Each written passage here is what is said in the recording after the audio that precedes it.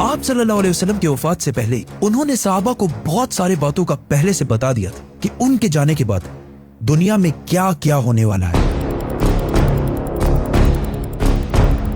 एक दिन हजरत उमर रज़ियल्लाहु ताला अन्हु बाकी सहाबा के साथ आप सल्लल्लाहु अलैहि वसल्लम के पास मस्जिद नबवी में बैठे हुए थे कि अचानक एक बहुत ही रोबदार और हैंडसम आदमी मस्जिद में दाखिल हुआ। उनके कपड़े एक्सट्रीमली व्हाइट और बाल बिल्कुल ब्लैक थे। उस दिन से पहले उन्हें मदीना में किसी ने भी नहीं देखा, मतलब वो मदीना के रहने वाले नहीं थे और उनके कपड़ों और बालों से बिल्कुल ऐसा नहीं लग रहा था कि वो कहीं दूर से ट्रेवल करके मदीना आए।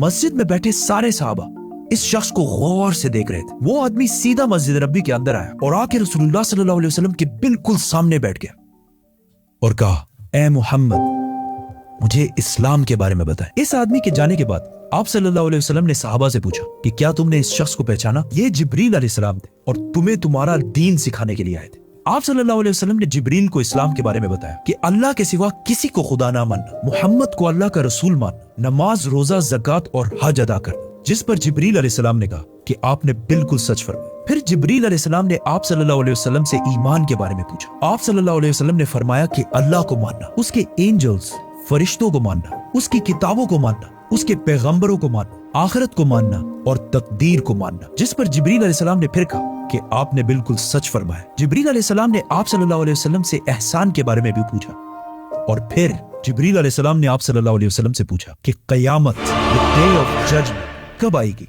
जिस पर आप सल्लल्लाहु अलैहि वसल्लम ने कहा कि जितना आपको पता है सिर्फ उतना ही मुझे पता है, मतलब क़यामत के दिन का अल्लाह के सिवा किसी को भी नहीं पता। जिब्रील अलैहिस्सलाम ने यह सुनने के बाद फरमाया कि मुझे उस दिन के बारे में कुछ निशानियां बताएं।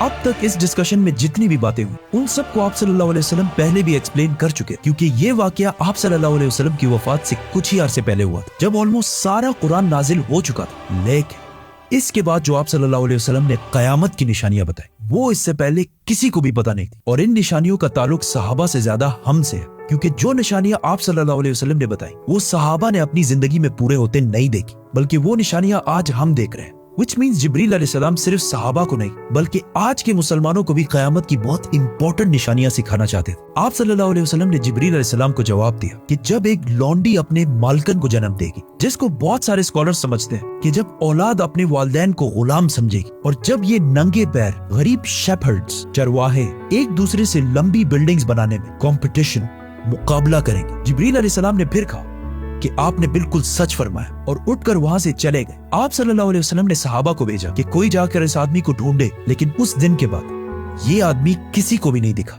नाउ आप सल्लल्लाहु अलैहि वसल्लम ने नंगे पैर गरीब चरवाहों का जिक्र किया, जिन्हें उस जमाने में अरब बेडुइन्स, बद्दू कहा करते थे, जो अरब के बाकी कबीलों से हमेशा दूर रहते और कभी भी एक जगह पर नहीं रहते, बल्कि अपने जानवरों के साथ हमेशा ट्रेवल करते रहते थे, मतलब एक खाना बदोश नॉर्मैडिक जिंदगी गुजारते थे। ये इसलिए बहुत अजीब बात क्योंकि बद्दू पूरे अरब में सबसे गरीब कबीलों में से होते हैं। सिर्फ उस जमाने में नहीं बल्कि इस हदीस के 1000 साल बाद भी ये बेडुइन्स अरब के सबसे लोअर क्लास होते हैं। इसलिए सहाबा हैरान थे कि हमारी सोसाइटी के सबसे गरीब क्लास कैसे आपस में लंबी बिल्डिंग्स बनाने में मुकाबला करेंगे। आप सल्लल्लाहु अलैहि वसल्लम के बाद खिलाफत राशिदा हर तरफ फैलने के बाद दुनिया की सबसे बड़ी सुपर पावर बन गई। सिर्फ मुसलमानों में नहीं बल्कि ये उस वक्त तक इंसानों की तारीख की सबसे बड़ी एम्पायर थी, जो अलेक्जेंडर द ग्रेट और रोमन एम्पायर के जूलियस सीजर के एम्पायर से भी बहुत बड़ी थी। इसका फायदा उठाते हुए ये बेडुइन्स पूरे दुनिया में फैल गए, लेकिन फिर भी इनकी सबसे बड़ी पॉपुलेशन इसी अरब के इलाके में रही।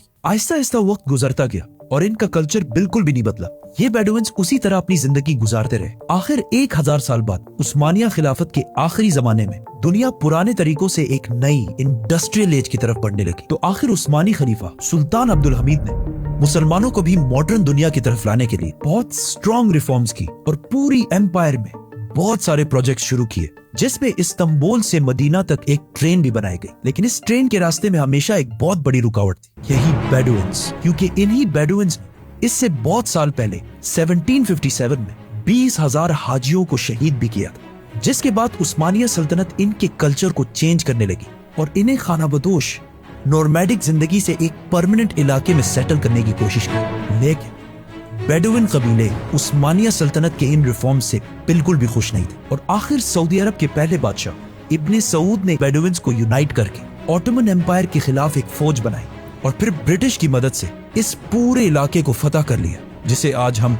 सऊदी अरेबिया कहते हैं। और कुछ सालों बाद इन इलाकों से ऑयल, तेल डिस्कवर होने के बाद यही बेडुइन्स, जिनकी इससे पहले कोई औकात नहीं थी, अब दुनिया के सबसे रिच लोगों में से बने और इनमें से बहुत सारे मिलियनियर्स और बिलियनियर्स भी सामने आए। लेकिन तेल डिस्कवर होने के बाद इन सारों को पता चला कि ये ऑयल हमेशा के लिए नहीं रहने वाली, बल्कि एक दिन बहुत जल्द खत्म होने वाली है, जिसके साथ इनकी सारी लग्जरीज भी खत्म हो जाएंगी। तो सबसे पहले दुबई के बादशाह शेख मोहम्मद बिन राशिद, जो एक बेडुइन बद्दू कबीले से हैं, जिन्होंने एक बार खलीज टाइम के इंटरव्यू में खुद ये कहा है कि उन्हें बेडुइन कबीले से होने पर फख्र है। उन्होंने दुबई को ऑयल से निकालकर टूरिज्म और बिजनेस की तरफ लाया और बहुत तेजी से कुछ ही सालों में दुबई दुनिया की बेस्ट सिटीज में से बन गई।